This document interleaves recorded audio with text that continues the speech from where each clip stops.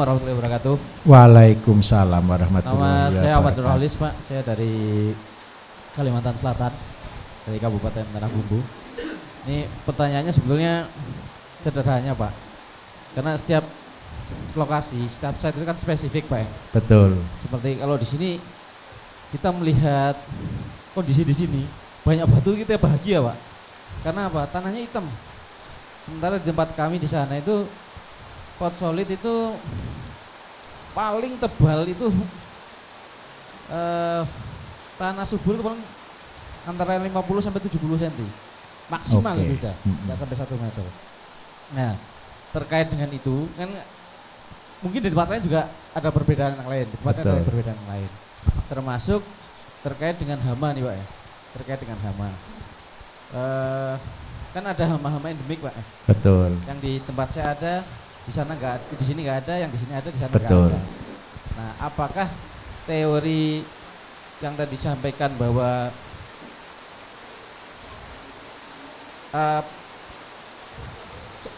pemecahan masalah ada di tempat masalah itu muncul? Nah, jadi obat itu muncul di tempat penyakit itu keluar. Betul. Nah, apakah ini berlaku secara general atau set spesifik? Gitu. Tapi kalau pemahaman saya dengan penjelasan Bapak tadi, mungkin ini baru analisa sederhana saja, Pak ya. Mungkin memang akan seperti itu. Karena tanaman-tanaman yang di sini pun mungkin akan berbeda dengan di sana. Sehingga betul-betul ada pembeda set itu spesifik. Tetapi kalau memahami bahwa oh, obat itu ada di sekitar masalah, mungkin ini juga bisa jadi jawaban. Nah, saya pengen penegasan aja. Apakah ini general untuk semua site di semua lokasi atau setiap site nanti akan spesifik dengan pola penanganan yang spesifik juga? Baik. Itu aja, Pak. Terima kasih. Terima kasih. Baik. Menurut Bapak Ibu, kira-kira kalau kita buat obat dari daerah lain dipindah ke daerah lain cocok atau tidak? Ya sudah, itu jawabannya. Kenapa saya 3 tahun lalu atau 2 tahun lalu saya membuat konten YouTube, Bapak Ibu, membuat pupuk di tiap-tiap desa. Pertanyaannya kan satu, kenapa saya harus membuat pupuknya itu di tiap-tiap desa? Pupuk itu bukan hanya pupuk ya, pupuk ZPT lengkap ya. Kenapa saya harus membuatnya di tiap-tiap desa? Karena tadi setiap daerah kasusnya beda. Contoh yang paling gampang, pembenah tanah. Ada banyak orang beli asam humat atau apa dari daerah lain. Betul ya? Buatnya di mana? Cocok enggak untuk daerah itu? Belum tentu. Ingat yang bagian buat pembenah tanah tadi mana? Tadi ada kelompok mana? Sudah ingat ya? Bahannya pembenah tanah apa tadi kira-kira? Tanah lokal. Terus tanah subur. Nah, ingat baik-baik. Apa tujuan saya memberikan tanah lokal dan tanah bagus? Tanah lokal biar dikalahkan. Ingat, tanah lokal dikalahkan, tetapi dia tidak merubah struktur. Dikalahkan. Setelah dikalahkan, kita kembalikan. Ini konsep kerjanya seperti apa? Vaksin. Jadi ketika ini ditaruh kembali ke tempatnya Bapak Ibu, dia akan bereaksi dengan cepat. Hama juga sama. Tidak ada obat hebat. Tidak ada obat sakti. Saya bisa buat di sini sebagus mungkin di sini. Belum tentu cocok dengan daerahnya masing-masing. Karena itu saya dari awal sekali ngajar 3-4 tahun lalu, saya tidak senang menyebut nama tumbuhan. Kenapa kok saya tidak senang menyebut nama tumbuhan? Ketika saya nyebut resep, Bapak Ibu, tumbuhan ini untuk ulat. Bapak Ibu nyari atau tidak? Nyari. Tidak ada beli internet tidak? Beli. Apakah cocok? Belum tentu. Tetapi Ketika Bapak Ibu sudah praktek, sudah sampai di level yang saya katakan, ketika membersihkan tanaman, ambil akar, ambil rumput, dijadikan obat, saya jamin 100% itulah terbagus. Kalau sedikit mistis gitu ya Bapak Ibu ya, kalau kepengen dipanggil Mbah Dukun gitu ya, kalau ada tetangganya Bapak Ibu keserang penyakit, datangi sore-sore.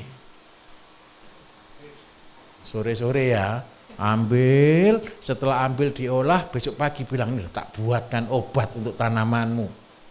Begitu disemprotkan cocok atau tidak? Cocok dari tanahnya dia. Paham maksud saya? Setelah cocok apa komentarnya? Wah, sakti. Padahal ngawurisasi.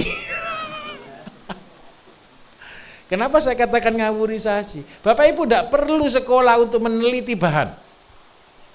Alam akan meneliti itu. Untuk meneliti aja tidak selesai setahun 2 tahun kok. Yang kita butuhkan ilmu praktisnya dulu.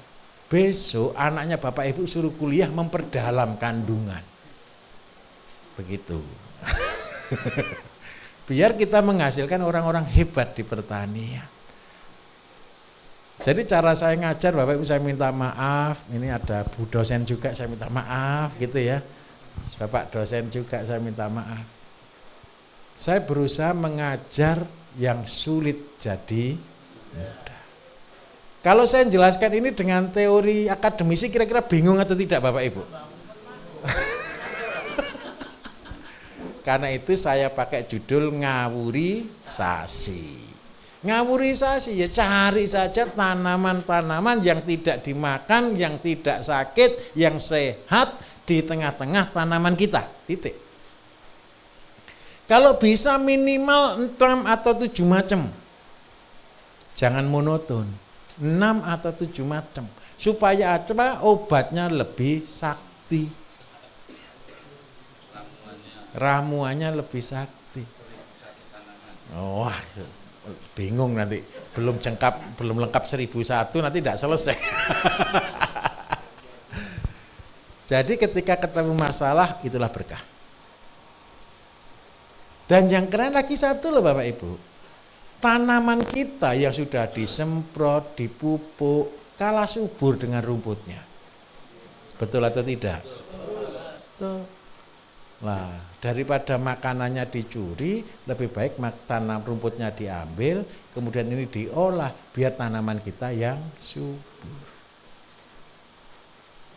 Ini adalah cara paling simpel. Yang kedua, rumputnya habis. Tanamannya bagus. Lah perkara tadi Pak untuk topsoilnya begini. Untuk awal tidak masalah dulu Pak.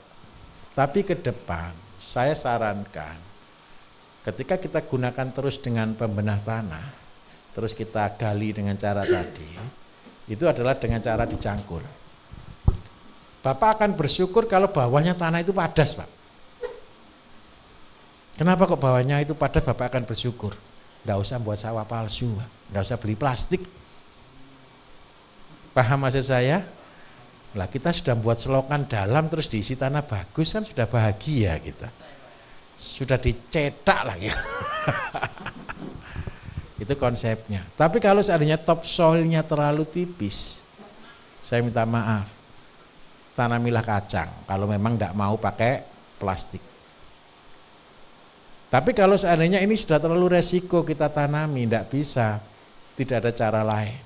Mulai dengan polybag atau dengan plastik, tidak perlu jumlah banyak.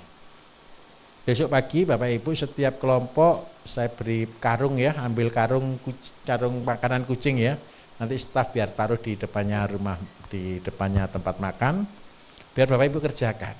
Modelnya begini besok. Karung itu kan panjangnya hampir 1 meter Bapak Ibu. Kita buat 2. Yang pertama model tidur.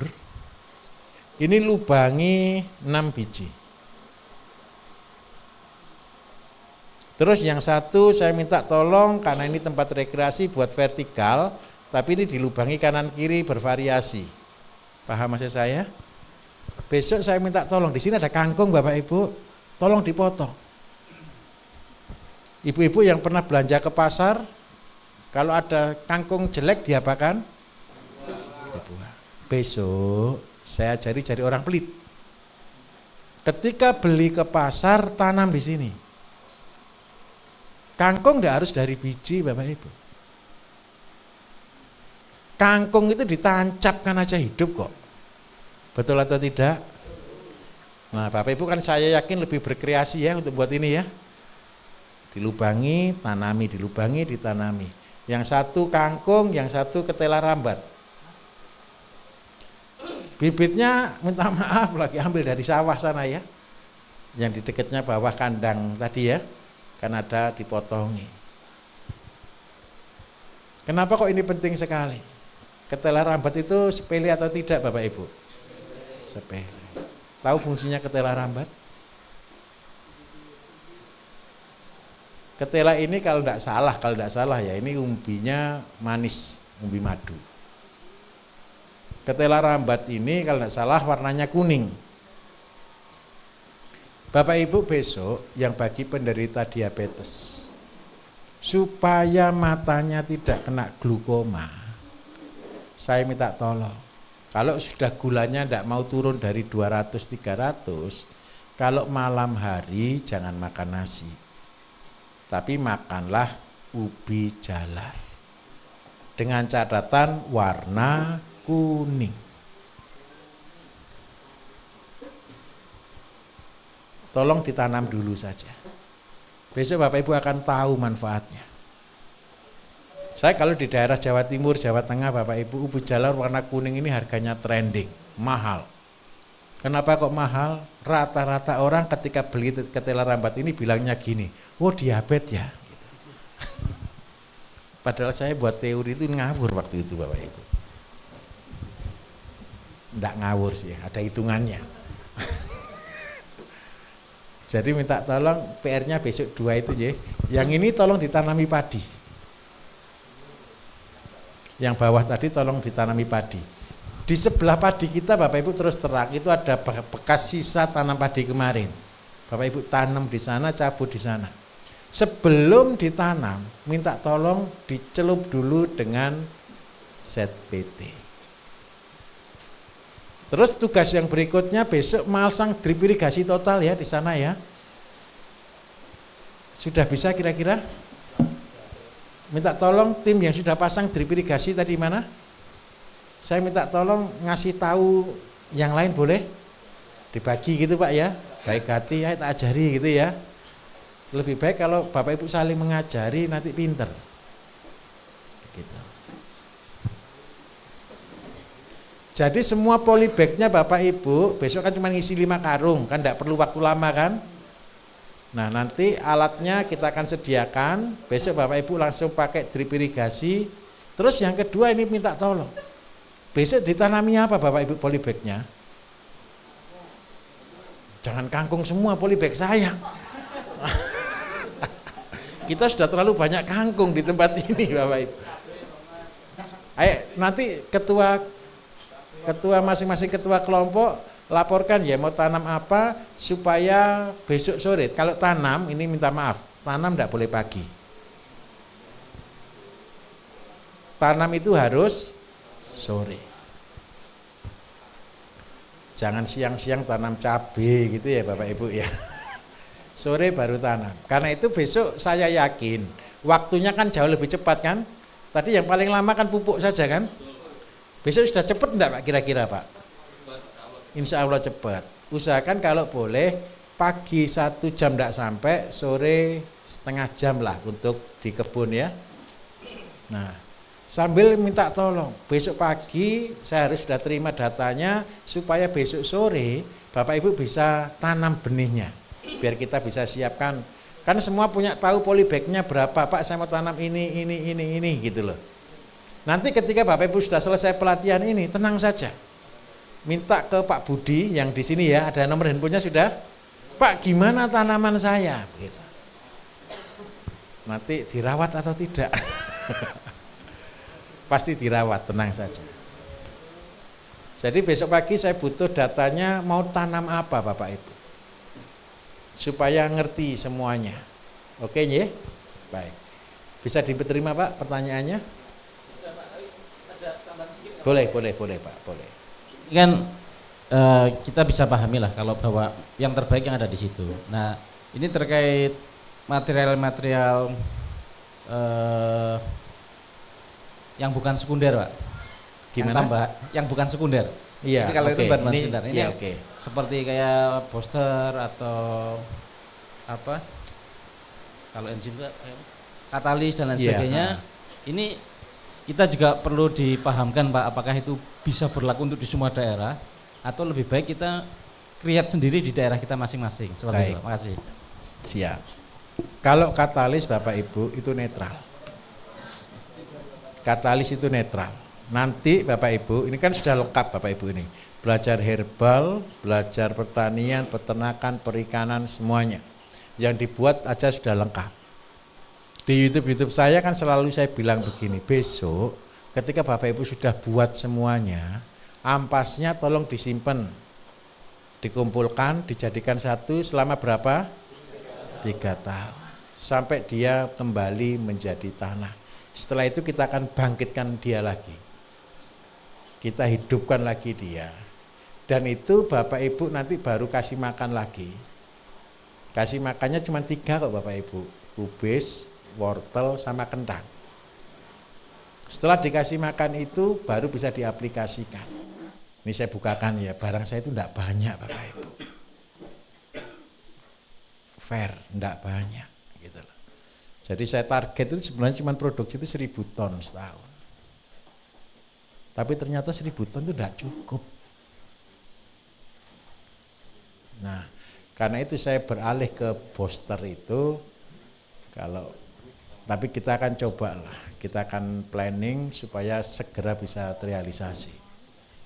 Nah, masalahnya buat itu saya harus kembali ke lab Bapak Ibu.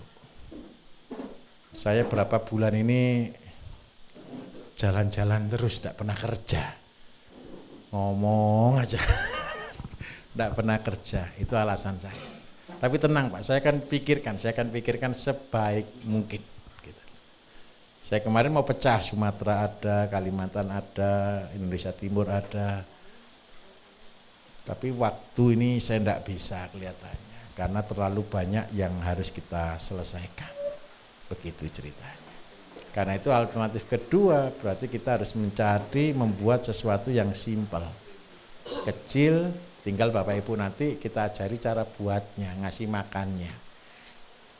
Tapi ya malah kadang-kadang malah lebih mahal. Jadi Bapak Ibu harus tanam sendiri.